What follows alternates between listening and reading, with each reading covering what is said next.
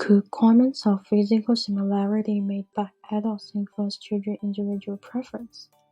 As the old proverb "birds of a feather flock together" says, whether in children or adults, individuals always prefer to trust and establish social ties with similar people.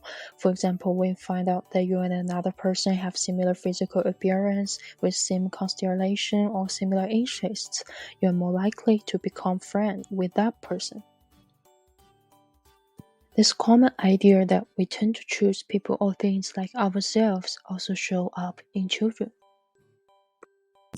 The results of previous studies show 3-year-old and 5-year-old children are more likely to choose photos and dolls similar to themselves after adults pass on comments about similarity. Jordan and Wayne from Yale University Department of Psychology conducted 3 studies to test whether adults directly mentioning similarity could affect children's preference for people or things which similar to themselves. So let's look at how the study was designed and conducted.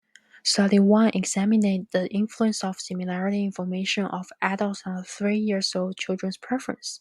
In Study 1, children were divided into 2 groups.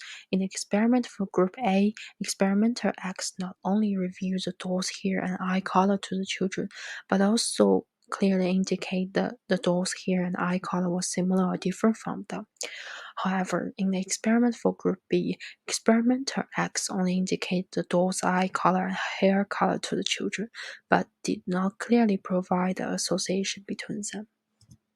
The experimenter Y asked the children from both groups about their preference for dolls. The children in Group A tended to choose dolls with similar hair and eye color like them. The children in Group B did not do that. Therefore, adults' comments on similarity and differences between children and dolls will influence the preference selection of 3-year-old children.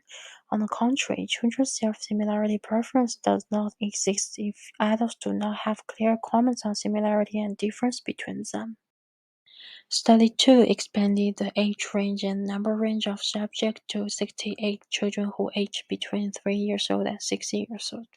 The second study simply asked experimenter X to tell the children about their eye color and hair color. Experimenter Y then simply provided the doll's characteristic label. The results of Study 2 showed that when the adult did not comment on similarity, children as young as 6 preferred dolls that looked like themselves, while children before age 6 showed no preference for physically similar with others. Unlike the first 2 studies, Study 3 added orange and yellow scarves and red and purple broccoli to explore which type of comment about similarity are sufficient to elicit a preference for self-similarity in 3 to 4 years old children. Experimenter X asked the children which doll have the same or different hair and eye color with them, and provide clear information about which of the 2 dolls have scarf and broccoli similar or different in color to them. The result of Study 3 shows that 4-year-old children prefer dolls which similar to themselves. This phenomenon has not been observed in group of 3-year-old children because they may have insufficient ability to recognize their own characteristics, so they cannot judge the similarity and differences between dolls and personal characteristics.